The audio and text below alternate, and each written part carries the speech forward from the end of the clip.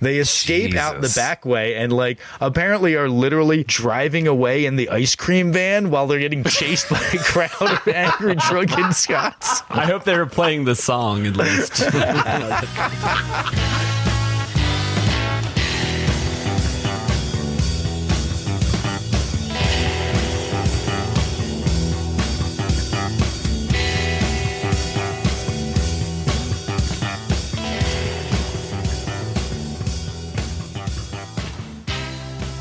Hello, hello, hello, and welcome to another episode of 1001 Album Complaints. This is the weekly podcast where lifelong friends, musicians, and guys who complain about literally everything under the sun get together to talk about albums from Robert Dimery's list of 1001 albums you must hear before you die. Now, we are going to give a deep dive on this artist leading up to the recording of this album, talk a bit about the actual album itself. We're going to play some tracks, so if you're not familiar with it, don't worry. We're going to play enough for you to be able to follow along at home.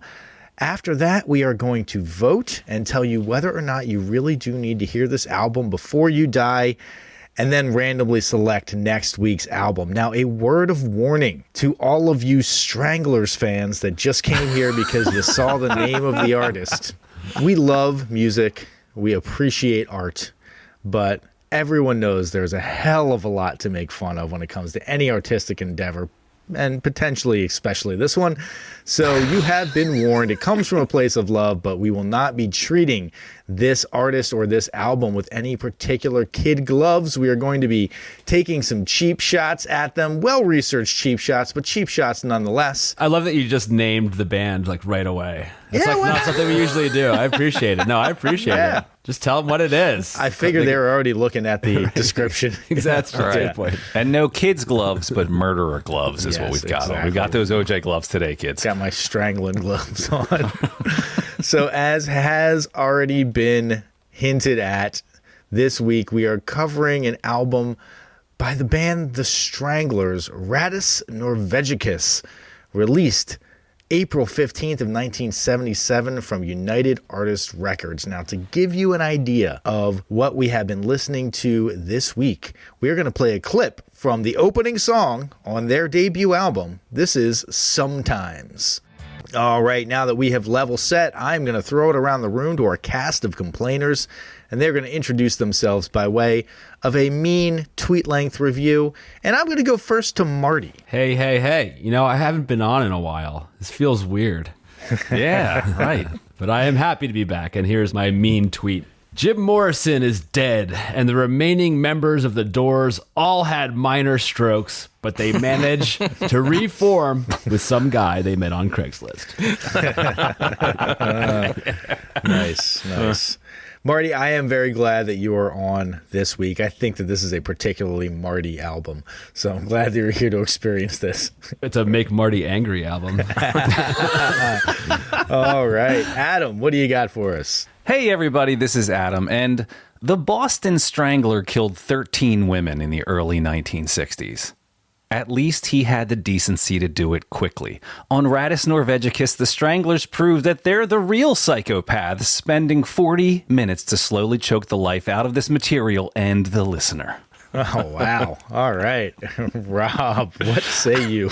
Thanks so much, Tom. You know, we have a similar theme coming up here. My tweet reads as, for a band called The Stranglers, swaying menacingly over my limp form and grinning maniacally as the light slowly leaves my eyes was expected. But violating my ear holes beforehand, uncalled for. Okay, and I am Tom. I'm going to be taking us down this journey through the poorly lit back alleyways that is the life and times of The Stranglers. And my tweet length review is what it would sound like if Eddie Munster and Pugsley Adams formed a band with Rick Wakeman and Chris Squire. Dude, the Rick Wakeman comp is solid. Yeah. Yeah. let's get to it. What are the general impressions of this album? How was your week? Punk plus keyboards. The combo no one asked for. Yeah, I've never heard the Rick Wakeman thing's funny because usually with synth players that you just hold down one button and then it plays an arpeggio. But this guy, you can tell he just plays all the notes individually. Totally. Yeah, I had that as well. Yeah. You know, I said that these guys are like a reverse punk band because everybody rips except for the drummer, which is... And also, like, the thing that stood out to me, which is funny, it's like, when you like jam with people, you don't really know them well. And so like, someone's like, I'm just going to play a lick. And then you just play the same lick over and over again for like 20 minutes. Yeah, that's like every song in this album. So I'm gathering that you did not like this album, fellas. It was okay. I enjoyed this on first listen more than I thought I was going to. The opening couple seconds, I was thinking, oh God, here we go, kind of shitty post-punk British band. But that opening track, it definitely cooks. But I think it's a bit of false advertising for the rest of the album. And for me, multiple listens to this album, I just continued to lose interest and appreciation for it the more I listened to it. And especially as I'll say maybe the second half of the album, I feel just tanks. The first couple tracks are pretty strong. Again, I enjoyed it more than I thought I was going to, but man, by the end, it was a struggle. I'm in kind of the same boat, Adam. I do think there's some cool ideas here. There's some angularity that I like. There's some interesting tones coming from both the bass and the keys. Stuff that I wasn't quite expecting going in. I think I was expecting something more straightforwardly punk. That said, I do not at this moment have any clue or even hint. I have no clue of why it would be on a list like this. Like, it just sounds so run-of-the-mill to me, a bar band that you would hear anywhere. Right. There's like bands I've heard of but haven't listened to that are on this list. And then there's this band, which I'm like, I didn't even know even remotely existed. You don't know what you don't know, right? What's that Dick Cheney thing? Right. I think the thing that kind of bothers me about this album is that there's this weird like juxtaposition between this like kind of tough guy vocalist, like badass, but like the background music sounds like music from like the Chipmunks or something. Like, it's just like it's like thin like organs. It sounds a little like a band that doesn't know what they want to be yet. There are threads of some interesting stuff. Some of it feels even, dare I say, a little ahead of its time with the synthy 80s, but there's clearly this throwback to the Doors material. And I get the pub rock flavor of like Squeeze or Elvis Costello maybe, but it just feels really undifferentiated. It just feels like it could be your friend's band that you saw one night and forgot instantly. I gotta tell you, I really like this album. I actually thought it was quite good. I thought that it still actually sounds kind of hip. First of all, especially with the look that they have, I think that if this was released in 2025, I actually think that Pitchfork will be all over this, jacking it off and saying how great it was. Definitely. I usually don't use that as a barometer for stuff that I like, but I do think that it's cool. And maybe part of it was the story, but I think that they have some serious skill and they have a little bit of the punk attitude. And I think that what I dislike about punk is not the attitude, it's just they don't put a premium on good playing. And this band, you can tell they do put a premium on good playing.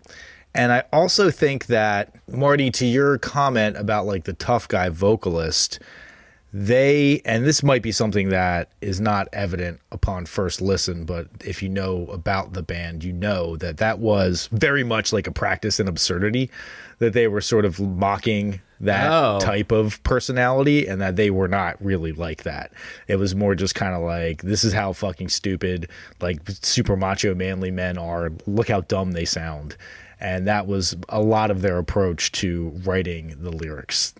So they're a band that I think in general did not take themselves super seriously. which I can appreciate. I have a little bit of an issue with overly serious bands. Like, we're doing something important. These guys are kind of, I think, just sort of like, we're kind of taking the piss and we're trying to be provocative. We don't really believe in anything that we're saying. We don't really mean any of this. We're like super nihilistic, but we're also just having fun and appreciating the fact that we have an opportunity to do this kind of stuff. I would argue there's a way to do that in a cool way, like Ween does, Yeah. This is more basic, I guess. It just sounds very of its time to me, actually. It sounds very, like Adam said, post-punk.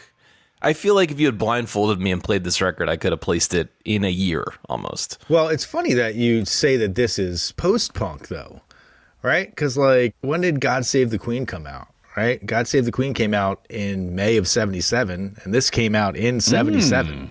So this was like... punk adjacent. Well, it was like they were a member of the punk scene, but this is the Right. stuff that they were making, as opposed to the other people in the punk scene that I feel were doing a little bit more of a straight ahead job of it. I just feel like nothing can ever be punk because punk existed in the blink of an eye only. Well, and one of the things that we will cover in our story is that these guys were one of the only bands that came out of that scene that had any kind of length of career and stuck around for a very long time, and their sound evolved in a lot of different ways. And they ended up being, like, for how unknown they are in the US, they were wildly successful in the UK. And, we're not necessarily going to get into all of it right now, but I mean, they had 23 top 40 hits or something like that. What? In the UK. Yeah. Jeez. Yeah, they had a very long career.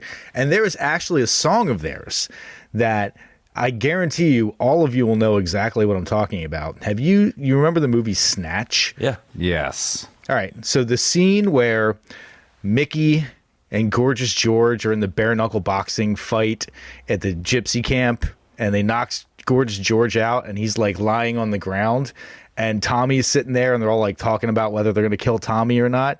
And that song, Golden Brown treats me like water, that's the Stranglers. And it's this like 3/4 Baroque waltz of a song. And that came out like 3 years after this album was released. So they really did kind of evolve their sound pretty quickly, Good for them. Nice. which I can kind of appreciate. Yeah. And I think that, again, that's a part of the reason why they had like a very long and storied career in the UK scene. Here we are on our podcast, and I already like them more after that short explanation. Yeah. Yeah, right. I agree with the fact that I think that overall the sound presentation on this album kind of sounds like shit in a lot of ways. Like, they didn't mix that organ very well at all. I think the recording quality is actually pretty good. I mean, the drums, I know you said you didn't think the drummer is very good, but I think the recording of the drums makes him sound a lot better than he may actually be. But I think there is something to be said about the recording quality. Some good panning going on. There's good kind of depth. I think they did a lot with what they had, but I don't like the way that the organ is presented. It sounds like maybe the organ is like the only thing they close mic'd, and it just has like a different sound quality than everything else. So it doesn't like sit with the rest of the band. With a the lot of other times. instruments, Yeah. right. Yeah. How many staircases did they drop that bass amp down before they plugged that bad boy in? Well, it's funny because like that's kind of where my Chris Squire comment comes from, because that is very much like the Yes grindy bass tone that I think was very popular in prog rock, which is funny because like they're playing in the punk scene, which is a refutation of prog rock, and here they are bringing all these like prog rock hallmarks to it. Yeah. So I thought it was a little bit of kind of taking the piss of the audience and being like, yeah, we're a punk band, and now here's our very extended arpeggiated part where we're going do-do-do-do-do-do-do-do-do-do. It's funny now you're saying it, because I did have a note here early in my listening that there was a Zappa streak in here as well. Yeah. I had the same note. Actually, one of the songs I said very much reminded me of that song, Willie the Pimp. And Yeah. I don't particularly like that song, but I can definitely get that sort of Zappa feel to it. Before we gab on anymore, let's jump into the backstory of the Stranglers. But before we do that, we're going to take a quick break. And we are back. So, the story of the Stranglers, it's an interesting tale. It's a band that started out as too punk for pub rock and became too talented for punk rock. Somehow managed to have a career that lasted more than 50 years and amassed a staggering number of top 40 hits in the UK. Hold on. Did you say more than 50 years? More than 50 years they are playing right now. Yes. God, they are still almighty. a band. Yes. They're the Rolling Stones of punk rock. Essentially, yes. But, you know, That's they crazy. kind of only had a cult following in the U.S. They never really broke over, you know, on this side of the pond. But if we really want to talk about the band The Stranglers, the reality is that The Stranglers exist because Brian Duffy was bored. Now, Brian Duffy, a.k.a. Jet Black, originally born in Essex, England in 1938, and he was quite the entrepreneur. So he owned an off-license in Guildford in England. An off-license for us Americans is a liquor store. Wait, hold on a second. An off license is a noun? An off-license, yes, it's a liquor store. Oh. Yeah. I also noticed, I assume we're going to get to it, that he's like 40 by the time they make this record. Yeah, you just said 1938. I was thinking, did you start with his parents? No. Are we taking it back a generation? He was born in 1938, all right? So Jeez. he's got a Okay. successful business at this point, and he's like already on his second marriage. And by the time our story picks up here, Wow. You know, what's really funny is that you said he owned a fleet of ice cream vans, and my original tweet was going to be that every song feels like eating an ice cream cone, one lick over and over and over. That's good. that's good. That's really good, man. Damn, you should have done that. We're going to cut that back into the beginning. Some clever wordplay there. You can save that for another band. I'm sure it'll come up again. Right. So he's got this business that he runs, the liquor store. He owns a fleet of ice cream vans. And he also is selling home brewing kits. And he was like one of the early adopters of like selling home brewing kits at the beginning of this kind of craze of home brewing in England in the 70s. And so he's got a lot of fingers in a lot of pies. And you'd think that he has no time left in his day to pursue other ventures. But in 1974, at the advanced age of 36, he decides that he wants to start a band. Good on him. Nothing more punk than a 36-year-old divorced guy. Yeah, with multiple successful businesses. Right. Oh, yes, super punk. Oh, do you think they toured in the ice cream van? They 1,000% toured in the ice cream van. 1,000% did, yes. That's so badass. Yeah. So he had apparently been a semi-successful drummer in the late 50s and early 60s. You know, when he was in his late teens and early 20s, the time when most people attempt to start a band and then inevitably fail and get like a real job. No, he in his mid 30s, he decides, now let's give this one a go. He's not satisfied with having all of these successful businesses and financial comfort. He wants to pursue his passion for music and start a band that he wants to call the Guildford Stranglers. All right. Yeah, he's got his liquor stores in Guildford. And so he was like, yeah, it's kind of catchy, kind of menacing. I have an ice cream van. Yeah, exactly. I can strangle a bunch of kids. It's great. So he's kind of old at this point. He's not really connected to the local music scene. So basically, he just starts asking around to try and find people that are not only interested in forming a band, but he really wanted them to have like a musical point of view. He wanted them to be good at their instruments. What are the kids listening to these days? Is Oompa still around? He had been a jazz drummer back in the day. So, you know, he wasn't looking for like newbies. He was looking for people that like actually could really play. His searching didn't really come to anything, but he ends up meeting the members of the band kind of basically by accident. I don't have a ton of info on how they actually met, but he finds this band called Johnny Socks that is in need of a drummer, and he signs on to play a few gigs with them. He lures them into his van. Now, Johnny Socks, we actually need to tell the story of Johnny Socks, but to do that, we got to tell the story of a guy named Hans Wormling. And to tell the story of Hans Wormling, we actually had to travel 1,000 miles away to a town in Sweden called Lund. Because Hans Wormling, it was Swedish. He was born in Gothenburg in 1943. He's a multi-instrumentalist, very talented dude, plays a ton of stuff. I think he plays guitar, he plays keys, I think he plays the saxophone too. Nice. But he was originally the guitar player in a band called the Jackie Fountains that formed in 1964. They played for several years in and around Sweden. That's a low-key great name. What, the Jackie Fountains? Yeah. Yeah. That is funny. Pretty good. Yeah, it's not bad. It's better than Johnny Socks, which is coming up again soon. So basically, the band split up. It's 1967. Hans is still writing music. He's actually writing a whole hell of a lot of music. And he ends up meeting randomly in 1972 a young Englishman named Hugh Cornwell. Most British name ever. Hugh, who, fans of the band will know, is the guitar player and lead singer of the Stranglers, is in Sweden, in Lund, because he is studying for his PhD in biochemistry. So, again, not punk at all.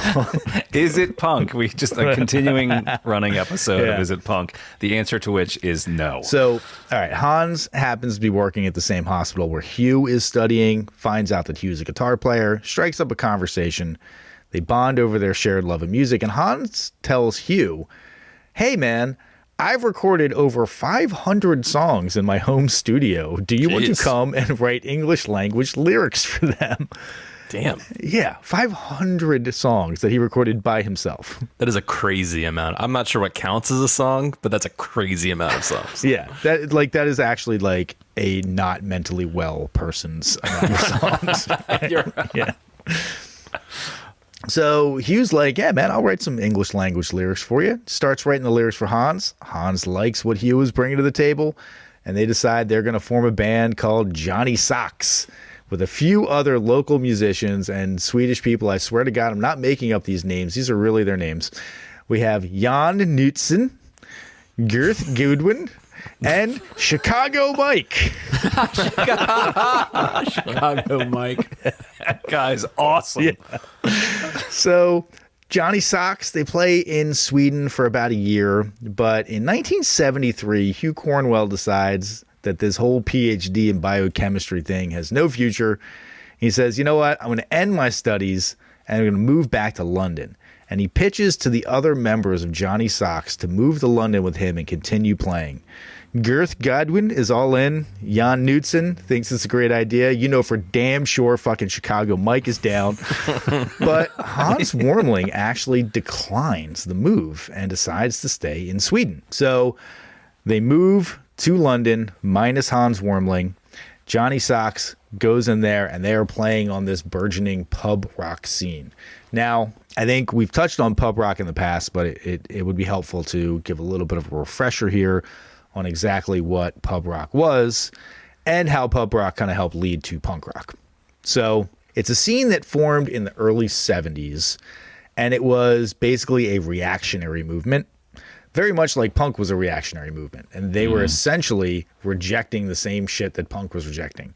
They did not like the hyper-produced progressive rock movement and the very style-focused glam rock sound that were really popular at the time, exemplified by bands like Yes and Pink Floyd on the prog rock side, acts like David Bowie, Wizard, Roxy Music on the glam rock side. So the good stuff. Yeah, exactly. The stuff that we all really love. We want to rebel against the garbage. Yeah. Okay. So pub rock is essentially like a back to basics movement. They're eschewing the long, complex songs that were the hallmark of prog rock for the sort of more roots-oriented, tight songs. They're rejecting the super stylized outfits of glam rockers, going back to like jeans and t-shirts and kind of shaggy, unkempt hair. These are bands like Dr. Feelgood, Ducks Deluxe leading this movement. They're basically playing rhythm and blues flavored rock songs in the style of like earlier acts like the Yardbirds, but they're playing it with this like very loud, overdriven guitar. And the vocals are usually like kind of whiny, nasally vocals. Now, Tom, do you think when this happens a lot, right? Where they're like, we created this band as an answer to this other band. Do you think that's like revisionist? Or do you think that is an active, like purposeful thing? I'm sure it happens in some cases, but I just feel like there's so many bands when you're like, yeah, you're just kind of like a boring band and you got famous. They're like, well, we were an answer to prog, Or we were a part of this movement, right? Right. Yeah. It's possible that is, coloring in between the lines in history or coloring outside of the lines of what like history would actually dictate. You just wonder if there's like if there's actually the consciousness that you can see in hindsight when it's going on, or if it's a little bit I think that they probably were all like, I fucking hate all this shit on the radio, man. Like, that probably was real. I don't know if it was like specifically like, this is my thesis on what I hate about progressive rock. Right. So I'm going to do something else that's not groundbreaking at all. No arpeggios. But like Rob has talked about, like, music does go in these cycles. And so they were sort of looking back to the movement before prog rock and trying to do that, basically. Like, let's go back to the early 60s stuff and let's see if that's got some life to it now. Maybe we can Squibble. revive What's that. that called? Squabble? Skiffle? Skiffle. Yeah. Also, another hallmark of pub rock and where it got its name is that basically they were playing in small independent bars that realized this was the way that they could make money by having bands come, because it brought people into their bar who would then go drink. And so, you know, you got these venues with like shitty sound systems that are not a big stage show. It all kind of has this like sort of DIY aesthetic. And they also were using independent labels to produce their albums. And the independent labels really liked it because basically they were like, these records are super fucking cheap to produce. Right. We're not spending 3.5 months doing overdubs. You guys are coming in 5 days. No and banging out an orchestras album. after the fact, right? Yeah, so, you know, one of the actual indie labels that was very big in the pub rock scene is Stiff Records, who came up on our Pogue Show episode 222. Go listen to that one. It was a banger of an episode. Now, Hell yeah. The pub rock scene is pretty short-lived because it kind of directly feeds into the emergence of the punk scene. So kind of pub rock comes in and says like, we are against progressive rock and glam rock and all that high fashion bullshit. And basically like immediately punk's like, we're even more against it. Fuck yeah. And so all the hallmarks of punk were kind of there in pub rock. A rejection of high fashion, short, tight songs, loud, distorted guitars, DIY, lo-fi approach. All right. But they got worse from like a musicianship standpoint, right? Yes. Or so it seems, which is funny because, Rob, I was listening to, you did an interview with our fellow podcasting friend, Dave Gebro, and you were talking about some of your musical history and how you as a band, I think it was The Chop, were performing and you had met up with another band who had, you know, really ground it out, you know, and you saw them after 6 months and they had gotten substantially better. What Tom is describing is if you guys then started a movement because you didn't progress to the level that they were, right? You Right. It's called the shit rock movement. We suck. Take that. Yeah. Good bands. What I wondered about is like, were they not familiar with like Thin Lizzy, who was around for them, and you know, think of as like a pub rock band, or are these two different eras? Well, they're definitely two different scenes. Like, this is very much happening in the London scene. And Thin Lizzy, I think, was happening more Ireland in the or something. Dublin scene, right? But honestly, I haven't really done a deep dive on Thin Lizzy's history. But Thin Lizzy also, I mean, you could say that Thin Lizzy have a lot of the hallmarks of prog rock as well, because they are doing a lot of like harmonized guitar and their extended parts and whatnot. Yeah. I think that they're a lot more of a stripped down version of that, but they're certainly not phoning it in with just like stock rhythm and blues shit, you know? I think what's confusing to us, at least in the modern era, is that it seems like every band has to start by playing at a shitty bar with a bad sound system and no lights. Yeah. It's hard to fathom that it was ever not so. So pub rock, the name, is a little confusing for that reason. Right. It's like it's part of every band's. right. It's not a movement. It's a prerequisite for every. Right. Agreed. But I also think that there is a question of like, what is the aim? Like, is the aim to become the band that's playing at the huge theaters, or is the aim to be like the band that's still playing in dingy bars? And now maybe that was like, I didn't want to play the big theater anyway. Fuck that. This is where I always call bullshit on punk rock and any of this other stuff that claims this idea of not selling out. I think there are very few bands in history who stayed true to that ideal, perhaps foolishly. And, or, you know, maybe there's something to admire about never taking that next step, even when it was offered to you. But I think the reality is almost everyone who starts a band wants people to hear them and to be on a bigger stage. Sure. Right. Like Pearl Jam, you know? Yeah. It's like the Ticketmaster fight. Look at them. Yeah. Or like the aforementioned Ween that we talked about, like kind of sabotaged their career on many different points where they could have, taken the next step if they just cleaned themselves up just a little bit. And they're like, fuck you.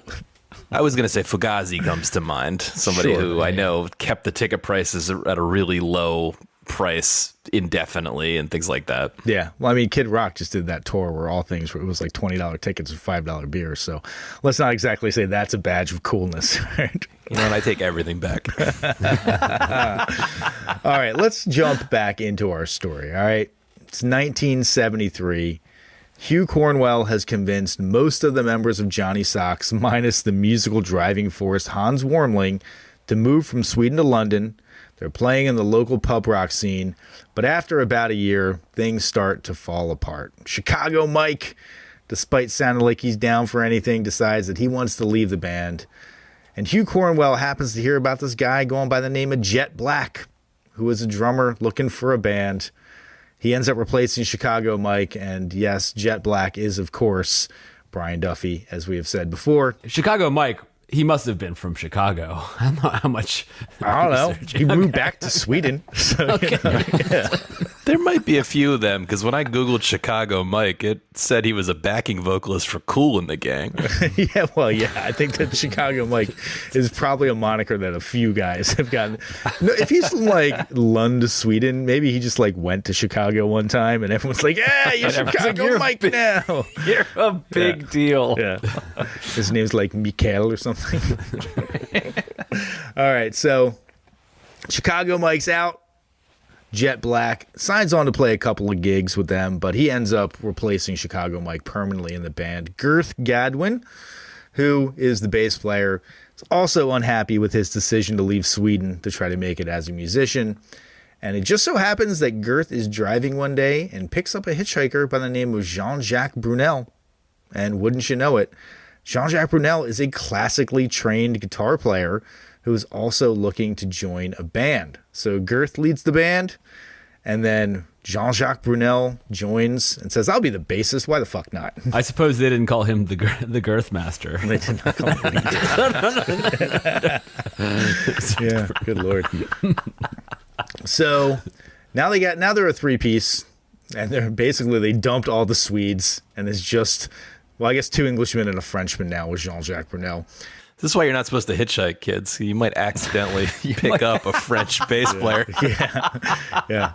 And then you're stuck in the Stranglers forever. Yeah. So basically, once they kick the Swedes out of the band, Duffy's like, "Hey guys, now that we've cut the dead weight, can we talk about how stupid the fucking name Johnny Sox is?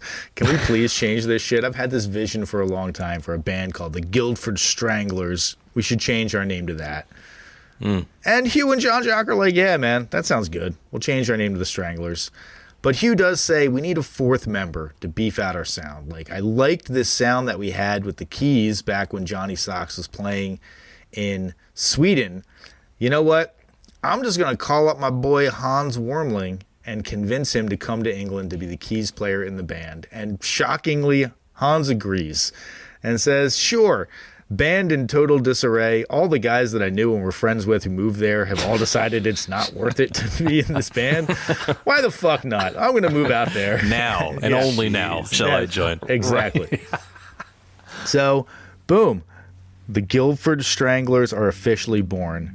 Hans Wormling moves out and joins the band. And almost immediately they realize that the Guildford Stranglers is not that great of a name, but the Stranglers is much punchier. And Duffy, ever the savvy businessman, registers the Stranglers as an official business on September 11th of 1974. Hopefully his ice cream business wasn't called like the Strangler. The Strangling Van. Yes. Oh, it's no good. So the Stranglers, they pick right up where Johnny Sox left off. They're playing shows on the London pub rock scene. And almost immediately, Hans Wormling realizes why he originally declined to move from Sweden to play shows in small clubs in and around the shittier parts of London. And within a year, he leaves the band, moving back to his home in Sweden. and then, as far as I can tell, doing nothing of note in his life before dying in a boating accident in 1995 at the age of 52. God. Jeez. Yeah. Bummer. But, hey, future tragedies be damned. The Stranglers are still working to make a name for themselves in the scene. They quite liked the drum, bass, guitar, keys sound that they had with Hans. So in July of 1975, they put an ad in Melody Maker that says, quote, "Organist wanted to join soft rock group."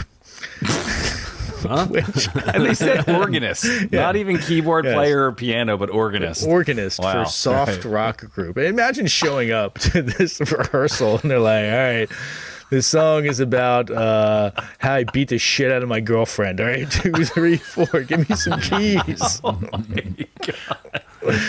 Yeah.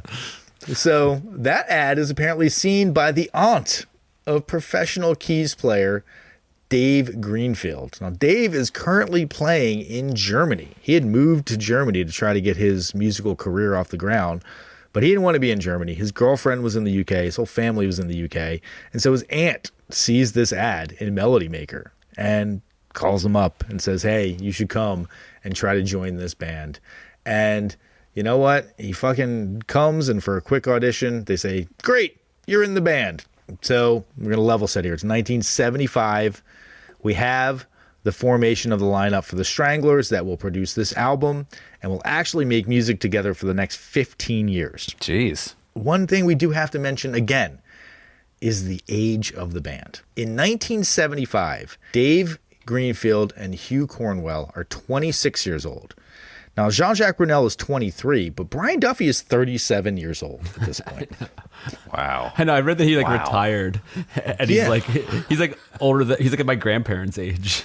Yeah, it's fucking ridiculous. And this is the thing that always kind of consistently cracked me up, because they're playing on this pub rock scene, but it's the tail end of the pub rock scene that is quickly transitioning into the punk rock scene.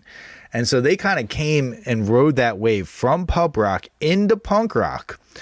But you got to remember, in 1975, Johnny Rotten was 19, Sid Vicious was 18, and then they got this 37-year-old guy showing up to the gig next to them that has a nickname. Yeah, has a nickname. My nickname is Jet Black, and can I interest you in some liquor and or children's ice cream?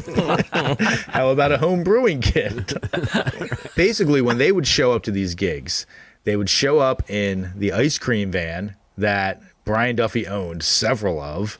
They would all have not terribly shitty equipment or anything like that, but they were all older and more established. And yeah, frankly, it doesn't seem like a lot now, but to a 20-year-old, a 27-year-old seems old. So 37 is a grandparent. Yeah. Well, it's funny because I'm sure you guys all have the same experience that the first time you went back to or a local college or went back to your alma mater, and in your head you're thinking I'm young, I can hang with these kids. And you get there and they're all babies and you're like, oh my God. It happened to me at 30 and I'm like, I'm only 30. Nope, sorry, you're too old. I can't imagine doing that at 37, walking in with a 19-year-old, punk guy like Johnny Rotten. What was that? There's a guy who used to hang around our parties. He sucked real fucking bad. We used to call him Drunk Keith. Oh, yeah, Keith. Yeah, Drunk Keith. That guy sucked. But I remember being this guy's fucking old. And he was 25 or something like that. He was always very, very drunk, though. He's very drunk. Probably he aged himself considerably. Yeah. He had a serious problem. He had a serious problem. He's probably, I'm not going to say what I think he is. Well, he might be one of our Patreon subscribers, Marty. You got to be careful. He's got Patreon money. But you can join for free, so don't worry. But speaking of Patreon money, you got to remember, these are punks that are shit dirt poor. And then you got Brian Duffy rolling in, a man who owns several successful businesses and a home and has a wife and stuff like that and several vehicles, which begs the question, is it punk? That's right. Here we go. We're doing our second favorite segment on the show. Is it punk? That is right. Now, I got a couple of them for you here. I want you all to say your name, to chime in, and then we will tell you how wrong you are. Having a classically trained musician in your band, is it punk? Rob, no. Yes, because fuck what everyone thinks. That is the essence of punk. Good point. I know why I was wrong. Driving around to your shows in an ice cream truck, is it punk? Adam, yes. That's just the craziest thing in the world. No, because the ice cream truck is owned by a member of your band who is a very savvy businessman and super financially successful. Not punk at all. I thought maybe it was no because ice cream brings comfort to the masses. Punk is about shaking up the establishment. Yeah. Damn it. All right. Having a drummer who is an accomplished jazz musician and is a decade older than even the second oldest member of your band, is it punk? Marty, of course it's punk. Hell yes. Because the term punk is completely meaningless. That's why it's punk. Because jazz emphasizes wrong notes. Yes. Yeah. Kidnapping a journalist and forcing them to come to your show and sit on the stage while all of the bands play because they wrote a negative review of you in the papers. Is it punk? Rob, no, because it shows that you care too much about what the press establishment thinks. Wrong again, my friend. Wrong Actually, again. I think he was right. No, No, I'm going to go yes because kidnapping is cool. no. What I was saying is that anyone who spends their time critiquing artists deserves any abuse that comes their way. That is what I was Yes. And next, getting a record deal with a major label like United Artists. Is it punk? Marty, no. Of course it's not punk. It's the opposite. Rob, yes, but only if you piss on the contract. Well, the answer is yes, because God Save the Queen, the quintessential punk album, was released on Virgin and A&M Records, proving Damn. that selling out to the big money men has been baked into the soul of punk from the get-go. And lastly, Nice. is it punk to forego our usual segment by the numbers and instead replace it with is it punk? Oh, Marty, no. You're still on the hook. No, the answer is yes, because I only had 3 days to prepare this episode, and half-assing your artistic output is the most punk thing ever. Yes! Totally agree. Now, before we get back to our story, I just want to say thank you to everybody for listening. We really love the fact that we get to go along on this journey with you all, discovering new albums that we love or love to hate, or hate that we love, and have these discussions with each other and continue those discussions with you, our fans, over on our Patreon page. You can go there. It's completely free for you to post, comment, read any of the other mean tweets that our fans write, which are often hilarious and better than the ones that we write. Definitely They're go damn good. visit Patreon right now. 1001 Album Complaints at Patreon. We love you for doing it. We love you for listening. Now back to our story.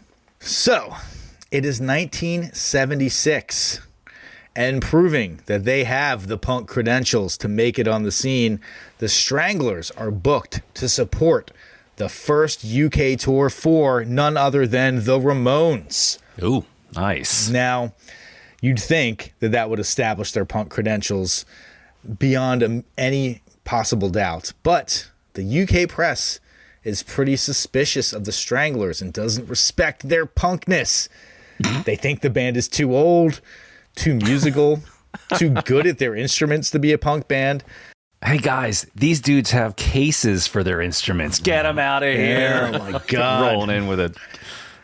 So they don't really have another way to categorize them besides saying that they're a punk band, but they don't really get favorable reviews of their performances supporting the Ramones. And by all accounts, it's not because they didn't play well. It's because their sound didn't quite fit in with what people were expecting to hear. Now, that doesn't prevent them from also getting booked supporting the first UK tour for Patti Smith. So basically, the Stranglers are kind of making a name for themselves. And I got to imagine part of it is that they were just like older and responsible. and would like show up for gigs and shit, you know? And sign paperwork Yeah. and mail it on time. Underrated Right. skill, just showing up on time. Yeah. And consistently.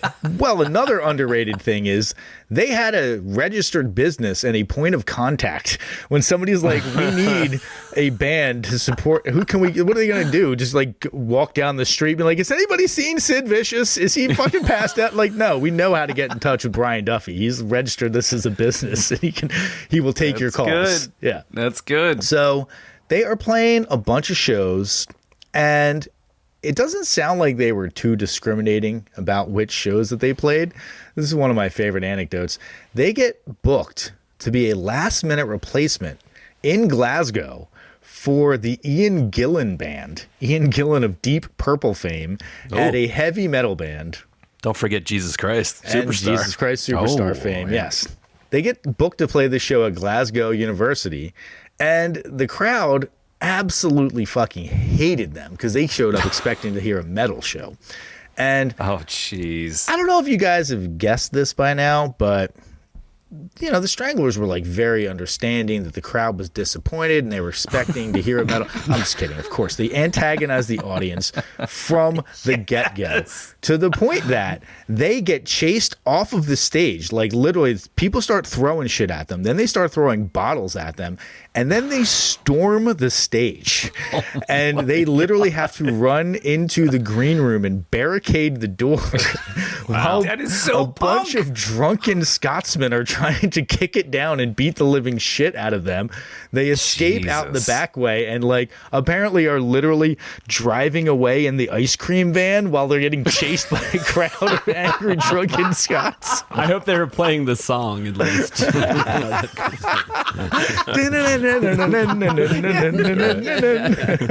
It's competing with the drunken mob's bagpipes, though, that they're carrying along the way.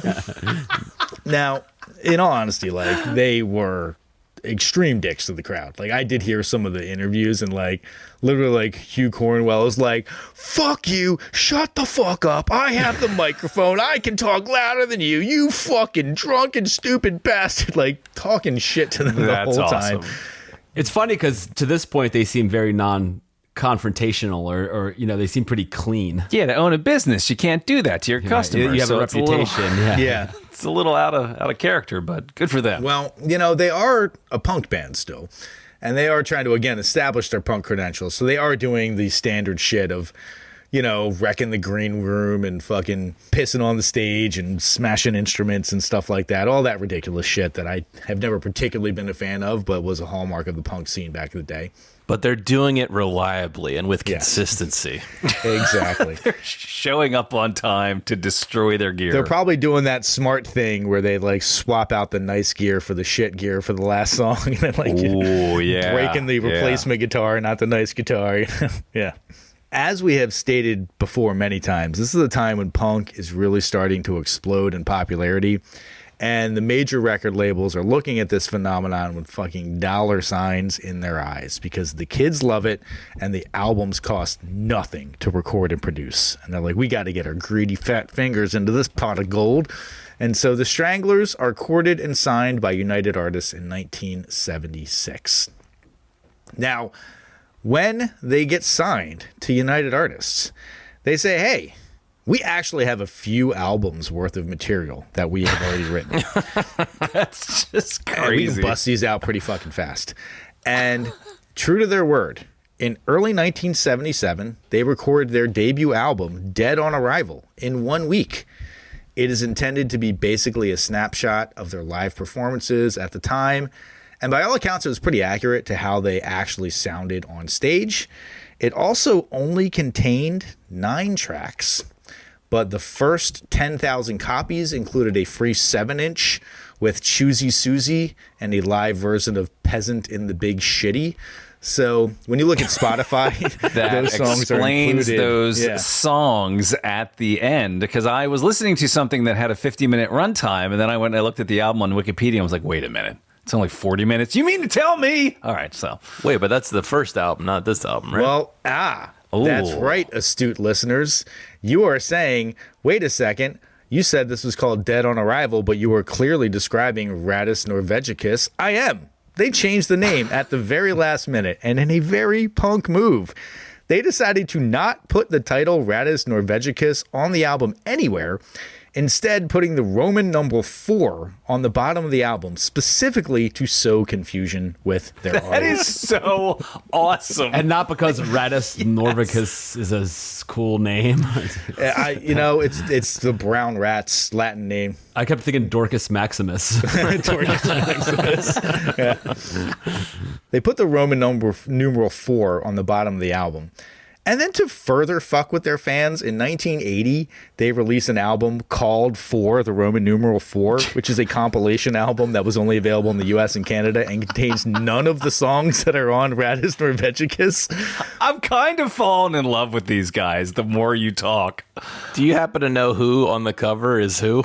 Because I've been staring at this this character in the front left for all week. He's got a real... That is Dave Greenfield. Yeah, there's not the obvious old guy in the band. No, they have him way in the background. There's a reason why there's 2 guys in the foreground that look hip as shit, and then 2 guys in the background that are like, who the fuck are those? I'm pretty sure that's J.J. Brunel and David Greenfield.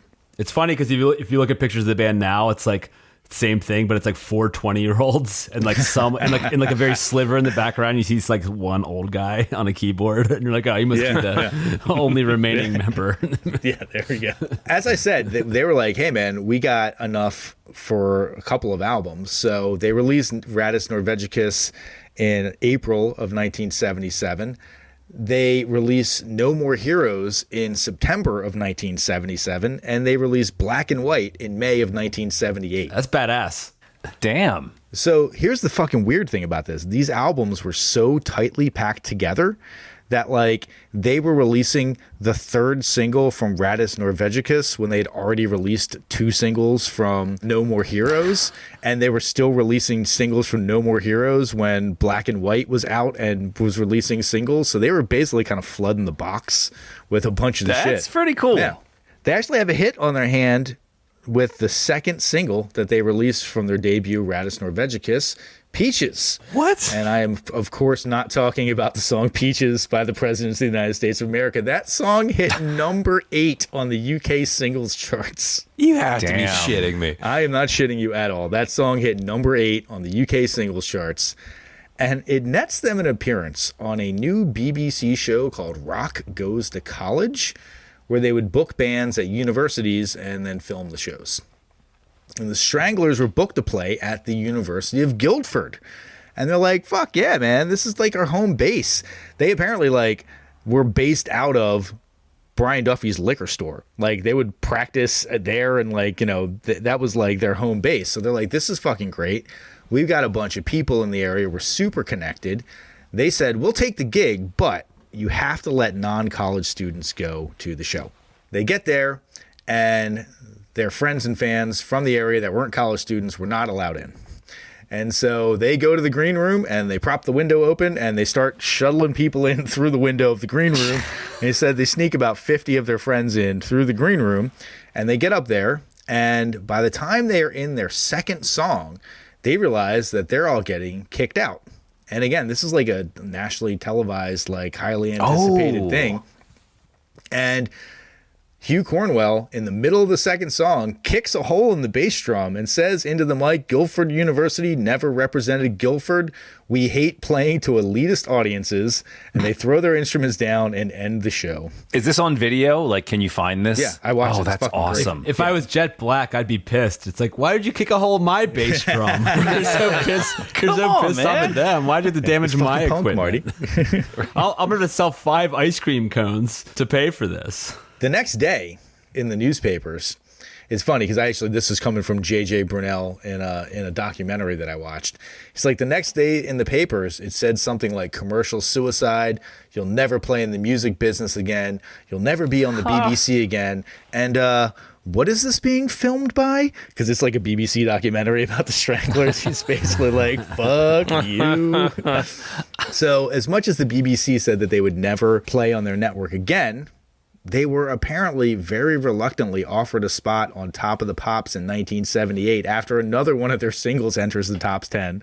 And so they had a reputation at this time for crazy live shows.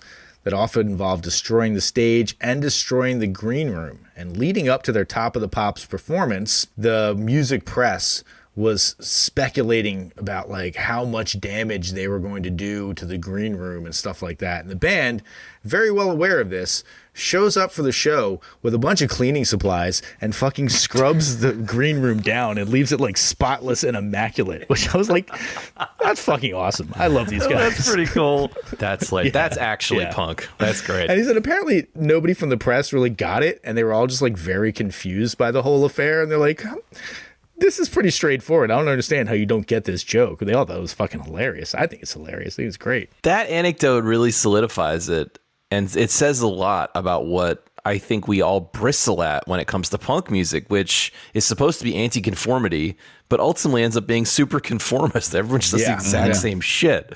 So that, to me, is a perfect way to push back against expectations. So, Something Better Change, a single from their second album, No More Heroes, reaches number 9 on the UK chart. The song No More Heroes reaches number 8. Nice and Sleazy from their third album, Black and White, reaches number 18. Walk On By, also from Black and White, which is a cover of a Dionne Warwick song that was also covered by Isaac Hayes on his album Hot Buttered Soul, episode 221. Was the Stranglers version 75 minutes long as well? No, a little punchier, and it reaches number 21 on the UK charts. I mean, you've already done it by the numbers like 4 times over. You could have kind of collected your thoughts a little bit. Yeah, I didn't have fucking time, Marty. Goddamn. But, you know, it goes without saying, none of these charted in the US. But, you know, they are a legit band. They, in fact, go on to have 23 top 40 singles in the UK. That's astounding. And 20 top 40 albums over the course of a career that continues to this day. I've never heard their name breathed. Literally not crazy. even once. Yeah. And I know people are like, oh, those guys have never fucking heard anything. I'm like, I don't think this is our fault. Like, none of this shit was getting presented to us at all. You think you've heard all the blank band names, you know? So, yeah, truly an influential UK band. Never quite made it to the US, but nonetheless, they had a staggeringly successful career for a band that defied categorization. Now, let's say we dive into some of these songs. What do you think, gents? Are we ready? Do it, baby. Hell yeah. Let's do this. Let's revisit the first song on their debut album. This is, once again, Sometime. Kicks off like a boss fight from Ninja Gaiden. Exactly. That's exactly what I was going to say. It's like a Nintendo game. There's like one little organ lick and then the band kicks in. It's perfectly that. It's fucking great. This is where the Munsters thing came from, that bass line. Yeah, I think it's great. I actually really like this song a lot. It's a great intro to the band. I thought it was just a little weighed down by some of these Doors licks. There's a lot of Light My Fire in this track too. I see plenty to like how the song opens, but I think they didn't lean into it quite enough for me. As somebody who doesn't know a ton about the Doors and never a huge fan of them, I don't have that corollary to compare it to. But yeah, man, I thought this was a great opening track. Like I mentioned earlier on, man, it had me. And even though the guy's voice kind of annoyed me. This is the better of the two singers, by the way. Significantly better. By a long shot. But at like the 30-second mark, these like nice background harmonies come in. And I was like, oh, it's not just going to be one punk dude growling the whole time. So this was, yeah, man, this was a good surprise right off the bat. The vocalist kind of reminds me a little bit of like Brian Eno on some of his rock albums in a way, just kind of his intonation and his delivery. But in this song, I think the band, again, it's like Castlevania music or something with this guy singing over it. So yeah, it's not bad. And it's not bad. Well, listen, having just listened to this story, I'm feeling a lot more positive about the band, certainly. But I don't want to go against what I actually felt when listening to it, which was sort of that it was just okay. Fair enough. Maybe it was that when I hear the name The Stranglers, I was not expecting to hear like right off the bat, like you said, that kind of like soaring organ. And maybe it catching me off guard put me in a mindset to like it a lot more. Now, I do have some issues with the lyrics, and I definitely originally had a lot of issues with the lyrics before I was able to research them and be like, all right, well, I understand that they're not trying to be taken seriously with these, but like, these are 3 lines that are all delivered right in a row in this song. I got a morbid fascination. Beat you, honey, till you drop. Sometimes you're going to get some stick. Like, that is very clearly like, I'm going to beat the shit out of you with this, some kind of blunt object. Out of a woman. Out of a woman, yes, yes. Yeah. It is very clearly his significant other, his girlfriend, or possibly, I don't know, Jet Black's second wife. So what's the context? Now I'm curious. Well, the context is basically like they're trying to highlight the absurdity of people that have that type of that live that type of a lifestyle. It's kind of like, you know, you listen to the interviews with Kurt Cobain back in the day, and he's like, well, when I wrote Rape Me, it was really a send-up of like rape culture. And you're like, okay, but you know, the song is basically talking about rape, though, still in a way that is maybe not the most sensitive. And I think it's a lot like that, maybe a misguided attempt to be, yes, provocative, because they will very much wear that proudly and say, like, yes, we were trying to provoke people. That was how you got attention. So, like, in the way, like, we were talking about Frank Zappa earlier, where he's like, I'm going to put my hair in a bun, and I'm going to walk around San Francisco and pick all the flowers, like that kind of... overtly. Yeah. Kind of making fun of that. Yes. Okay. Yeah. They clearly didn't mean it, but yes. It's a little harder to tell, though, like you said, Tom, without getting your story's context. I thought Frank Zappa was more obviously joking on the nose. Yeah, I agree. But you know what I would say is probably a good comparison for, and we actually talked about this like way back in the day, how Donald Fagen, you know, if you just take his lyrics at face value and you don't know that he's a giant curmudgeonly dickhead, a lot of the time they actually sound kind of positive. But you're like, no, I know you're like, because of who you are, I know you're being sarcastic, but like that's not coming across in your delivery or presentation at all. I think it's probably like equivalent to that. I disagree. I feel like even in that discussion, we talked about how his delivery implied a lot of the snark. I don't seem to remember that. But that was several years ago, and I can't listen to those early episodes. God damn. That was like episode 3 or something, dude. Ridiculous. I don't know if we should tell people to go back and listen to that. I wouldn't. Yeah. I wouldn't either. But, you know, I think it's gritty. I think it's atmospheric, and I think it has a cool sound to it. I particularly like this track, and it made me want to listen to the album more. And let's go on to the next track that we're going to talk about. So this song is one of my favorite songs. Something about the delivery. It reminds me of that Philly band, The Teeth. You guys remember them? Okay. Yeah. It has something about it. I was like, oh, they must have been listening to this. It has just the delivery and the way the band plays. I don't know. I like this song. Dude, this is the one where this could be Chris Squire and Rick Wakeman. Oh, yeah. That bass is cooking. I tried to sit down and try to play some of this bass. Like, this is really fucking hard. Like, he is not phoning this in at all. I listed this as my highlight as well. It sounds a little like Whip It when it first starts, which I consider a compliment. But yeah, that bass is aggressive. It's not what I was expecting on this record, for sure. No. And there's a moment where they get to the harmonized guitars.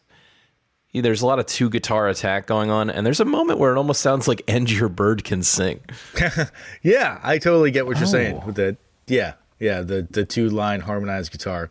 So Hugh Cornwell describes this song as very unpunk, and he is highly accurate in that assessment. Probably why I liked it. This is apparently based on a Nostradamus prediction of the destruction of the town of Toulouse, which, considering that 500,000 people are living there to this day, I think we can confidently say that prediction was a flop. But Phil is not here to defend Nostradamus, and so we'll have to wait for the expert to weigh in. The original punk, let's be honest. Yeah. No, and also considering that, like, they're playing this live in just a few takes, and also they were playing this song live very consistently at the time. Like, the fact that they can pull it off is impressive. This is not easy to pull off. Yeah, I had a note that my left hand is sore for the bass player because a lot of those runs, it's not high up on the neck. And when you're higher up on the neck, the strings aren't as hard to push down. But a lot of it is down by the nut, which is like, leaning and reaching and, oh, man. Frets are farther apart and you got to stretch your fingers out a lot more. Yeah, pretty kicking song. I kind of like how, again, just a little nice production touch. They sort of end it with that reverb coil pop echo. Then like, yeah, they put some care into it. Yeah, again, very unpunk. Very unpunk. But like, again, I can see why this is your all's favorite song on the album. Adam, I'm guessing this is your favorite song on the album as well. Actually, track 1 was my favorite on the album. Okay, yeah, that also tracks. It goes downhill from here. Yeah. Let's go on to the next song on the focus list. This is problem with this song when I realized that it's just Crazy Train intro. Dun-na, dun-na, I couldn't figure it out. I was like, fuck, It's Crazy Train. I don't know if I can listen to this song anymore. They are prescient, though. They're getting ahead of a lot of these things. Oh, yeah, Crazy Train didn't come out for 3 more years. That's what I'm saying.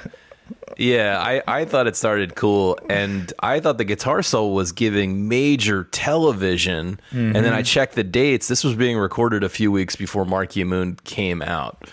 So I give him some credit for that, because it does have some of the things that I liked about the television stuff. I also liked this song. And someone mentioned Squeeze earlier. I think it was Rob. I got Squeeze vibes from this. I got Nick Lowe vibes from this. Yeah. I consider them part of the same general area. I like these songs that are less, I guess, like surf rock, like Sometimes, the first track we talked about. I just kind of like there is an edge about this band that I can appreciate that comes through in this song and the last song. No, me too. I do think the songs, writing-wise, just feel a little underworked, though. Maybe that's what I'm really responding to. I think the chorus and the melody here falls a little flat for me. They almost always have some interesting elements for my ears. But I didn't find that any one of the songs really brought all those elements together. Something that is weird is like the organ is real choppy. When I'm like, it shouldn't be choppy. You should be hold down the chord. Yeah. It might sound a little bit better. I wrote on another one that it sounds like he just got back from the ballpark playing 3 Blind Mice or something. I think that's what I was talking about with like some of and there's ways to hide that organ a little better. Like it doesn't even sound like they individually mixed each song. It's real in your face. It's real in your face. At all times. Even when it's not doing anything. Even when it's going out in front. But contrast that with other times where I think the keyboard is the star of the show and does some really cool stuff and is very forward looking. So I just felt this very paradoxical feeling all week. Yeah. And I actually kind of liked the song's lyrics. And, it's kind of basically just talking about like the people that they would see in bars just fucking doing nothing, basically, and like just hanging around. And, it doesn't even come off as like necessarily accusatory of them. And I don't know. There's something about like thinking about the scene that they were coming out of where like all that we do is play shows and hang out in bars. And we're just kind of like writing about people who just like kind of hang around in bars. I don't know. I thought it was an interesting enough take on it that I did like the song. Now, we're going to go on to a song that I'm gathering that nobody else liked. This is the song Pete. Things on this one. First of all, at this point, I kept just like getting referred to other bands that I have heard. And with this one, I immediately thought of the Minutemen. In the way that the vocals are a very D. Boone delivery, Minutemen style. And the other thing I thought of this song was like it's like reggae, but instead of playing on like the 2 and the 4, you're playing on the 1 and the 3. to make it sound like really like a white person's version. The whitest reggae you could ever get. Plodding and clunky, and then it's creepy on top of that. It's super creepy. I like how creepy it is. I look at it more as like they're taking the piss out of the people who would be like walking down the beach being like, "Oh, what's up, baby? Yeah." Not that they are actually that type of person. I guess with the story's context, I buy that. But again, I didn't get that from listening. The only time it even sort of breaks that rhythm, it doesn't really even break the rhythm in the bridge. But I thought the bridge, which lasts about 10 seconds, was really cool. Where it changes, the only spot. They're like throwing key changes into these fucking songs sometimes. You're just like, the punks must be like, what the fuck is going on here? What is Right. And that was, to me, that was an interesting mixture tonally of the bass and the keys, because they're mapping each other, either doing the same note or they're harmonizing. I'm not sure. But they sculpted that sound together in a cool way that I enjoyed. This song also goes on way too long. It definitely should have ended at 3 minutes. They'd said everything they wanted to say. They had done the solo, and it still has a full minute to go. Sure. No, I would 100% agree with you on that. This needs a radio edit that fades it way early. I'll tell you what I do like. I give him credit for the 3-way response vocal, because you don't get a lot of those, where he says, will you take a look over there? And then another guy says, where? And then a third guy with a deep voice says, there. Well, you just take a look over there. That's like a Jonathan Richman or like Modern Lovers like move. Totally. Yeah. It's like, I just found it playful, like this song in general, I just found it to be kind of playful. Just the way that like their approach to background vocals was basically like, all right, you have no concept of what anybody else is singing or how they're going to deliver this. So why don't you just give your take and we'll see. They just throw them all together. Like there's like no adherence to notes or melody or even cadence, They're I like, wonder yeah, if where they went wrong we'll figure it out. and or right is in the naming of the band. I do feel like it's such an aggressive band name that it set me on a path of how to think about them. Yeah. But like that's what I kind of love that they sort of were like playing with the expectation of like, it's almost like it's a 2-level deep joke. They're like, well, we named ourselves the Stranglers, and then you would think that we would have these like really misogynistic lyrics, and then we do, but we actually don't mean them. Yeah. All right, let's go on to the last song on our focus list. This is the song. I guess by this point I understood that it must be a joke. This just sounds like what Alex and his droogs would make. this is my low point for sure. It's just kind of dumb. This is definitely my low point. I can like JJ Brunel's voice is just not nearly as good. Oh my God. It is. Yeah. It's aggressive. The line Very is aggressive. an ugly fart attracts a good looking chick. If he's got money.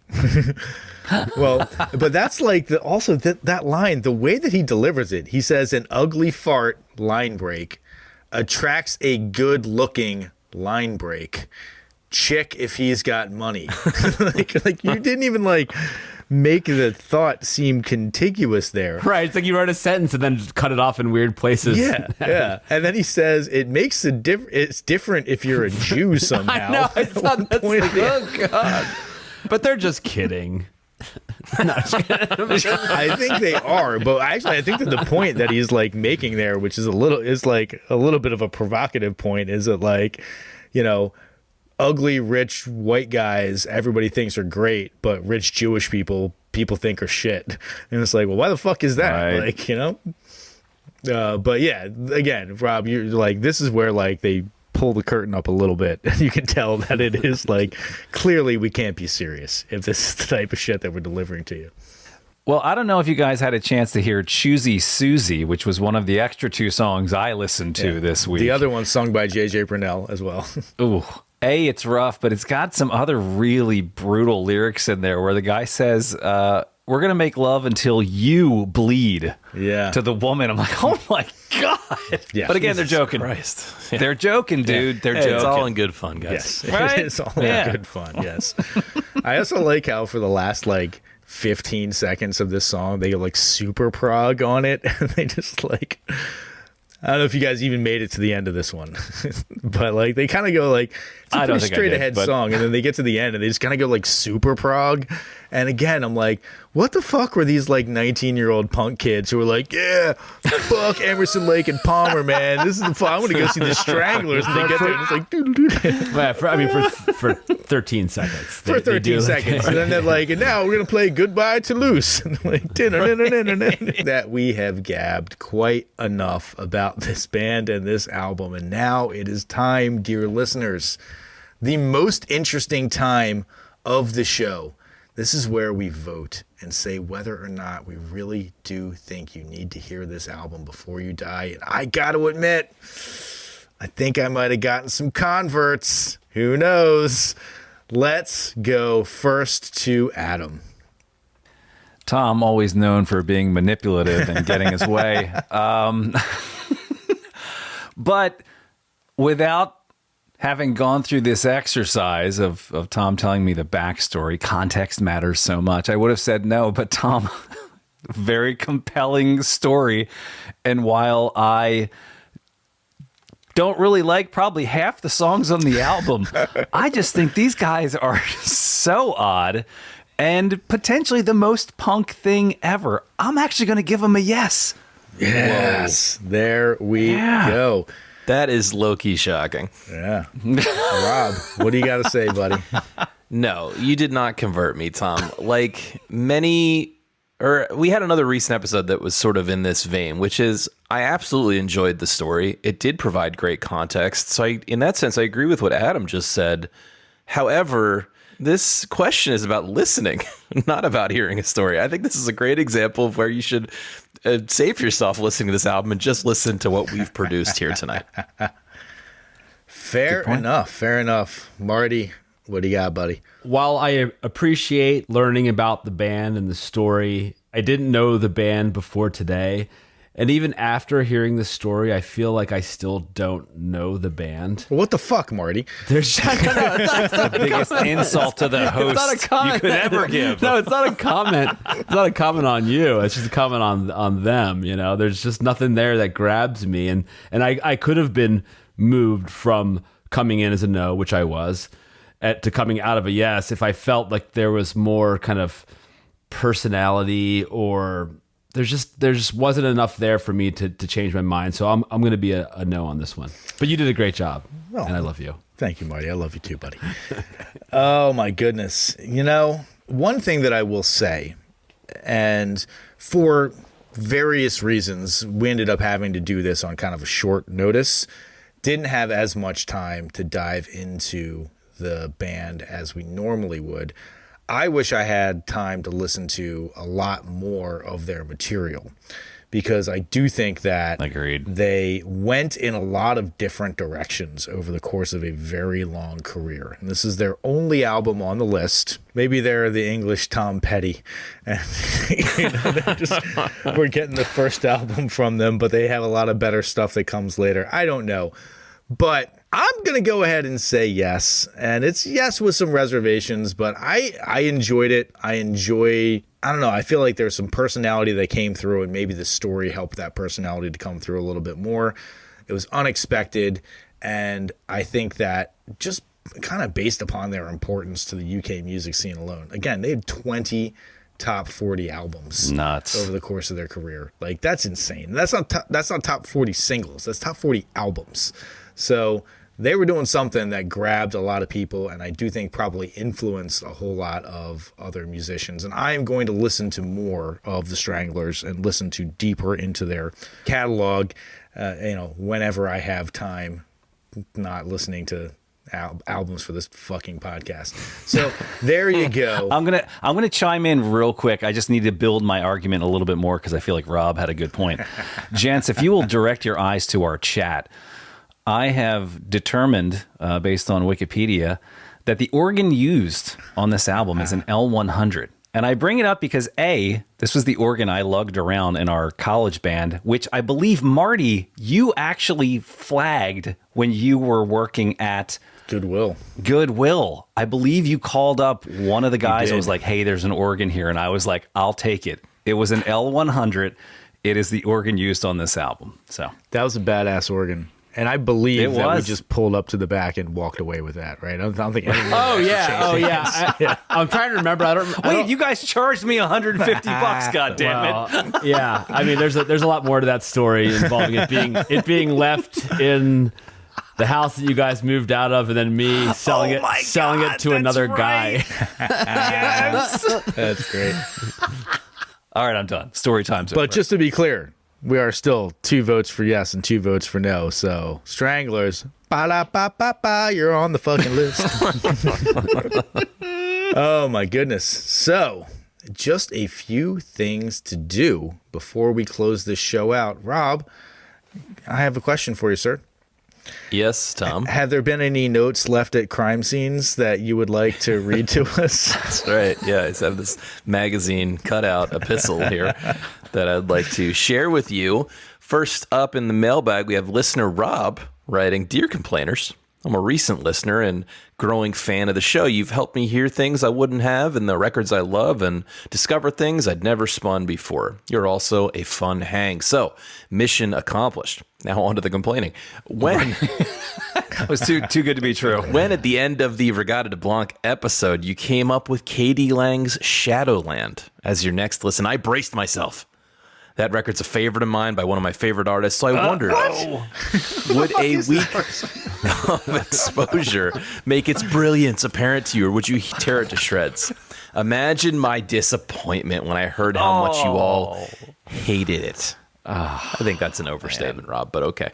Some of what you didn't like, I totally agree with. The occasionally somnambulant or cheesy production, the admittedly terrible final medley, that regrettably corny waltz tune. Yeah, I think you're saying it, Rob. You did listen. We didn't like any of that stuff. Yeah. That was most of the album. But so much of your criticism boiled down to the choice to do a so-called covers album. I was so frustrated by the way you used this standard of judging Katie Lang throughout, when it was clear to me that when this record came out, Katie Lang was a generational talent as an interpreter, and honestly, less so as a writer. You see, it wasn't just Patsy Cline she was invoking. She also owed something to singers like Peggy Lee or Sarah Vaughan. I also can't believe you had such an issue with covering Chris Isaak's Western Stars just because it was recent and not sufficiently old. What kind of standard is that? It's ours, Rob. Yes. I agree with Rob. Which one? Yeah, exactly. I will be clipping that for later. Anyway, sorry you missed the point on this one. I'll still keep listening because your show has just the right blend of fun and information, inanity and intelligence. Keep on complaining. Awesome. Thank you, Rob. And Rob. You know, Katie Lang had that power trio, with Nico Case and Laura Veers, who's a Portland person, called Case Lang Veers. And the Katie Lang songs on that are absolutely excellent. And so I wasn't on that episode, but I kind of agree with Rob, too. Well, to be clear, we all said on the episode that we thought Katie Lang was a very talented singer and a great writer, but that none of that was really being showcased. And it was extra weird because that was her debut record as a solo artist. And it was also this retrospective of covers. It all just felt a little strange to us. We weren't really negating Katie Lang's power as an artist necessarily. Yeah. Yeah. Just saying there wasn't enough of her represented. Wasn't enough of her. Yeah, exactly. It sounded like a producer's exercise to us. Right, Yeah. right. But in any case, Rob, thanks for writing in. We got one more here. Bruce from London writes, I have recently discovered your pod, and I'm really enjoying listening to you guys. Love hearing some proper American banter. Caught the Blur episode, and I thought Chris was a great contributor and music ambassador. He translated our cultural differences very well. I agree. Chris was great. We'd love to have more UK guests on. We're definitely going to have Chris back when we can fit into his schedule. He's a busy guy. Anyway, Bruce goes on to say the 90s was really the last musical hurrah for the UK. The last time we had a cluster of really great bands whose music still stands up today, there was a genuine optimism when Cool Britannia shrugged off the hair and metal of Bon Jovi and Guns N' Roses. And Britpop was, in my mind, a celebration of working class culture, not seen since the Beatles. Not sure your UK brethren would agree that this was the last hurrah of British music, but it is interesting. Ooh. Anyway, he closes his missive by saying, love the podcast, the nuances and differences in our pop cultures, meaning UK and America, is great. To quote from George Bernard Shaw, There we go. England and America are two countries divided by a common language. Ooh, classy. All right. Bruce closes by saying, but we do share an appreciation of the language of music. Nice. Well said, my friend. Nice Yeah. job, Bruce. Well Nice said. job. Way to bring that British class yeah. to Man, that's the so table. And classy. If you want to tell us, That's great. If you want to be classy or unclassy, it's your call. Send your thoughts over to 1001albumcomplaints@gmail.com. All right. Thank you, Rob. Thank you very much to everybody who wrote in. And thank you to everyone who was listening all the way through to the bitter end when we get our homework assignment for next week. I have the Albinator here. It has been furiously trying to destroy evidence of whatever it did last night, flushing gloves down the toilet. And it's about to go on the run with Al Cowlings in a white Bronco. There you go. Topical. Let's see if I can get it to spit out an album for us to listen to next week. So without any further ado, drum roll please, we will be listening to...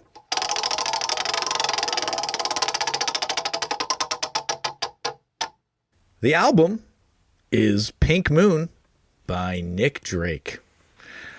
Bringing me back to college days where I thought listening to sensitive music was going to get me laid. It did not. Strong swimmer. Yeah. Oh, damn, dude. No, that's a different sad Wait, boy. no. Yeah. Oh wait, that wasn't Nick Drake. That was Jeff Oh, Buckley. Jeff Buckley. Buckley. No, never Yeah. mind. Sorry, Nick Drake was a great swimmer. Literally.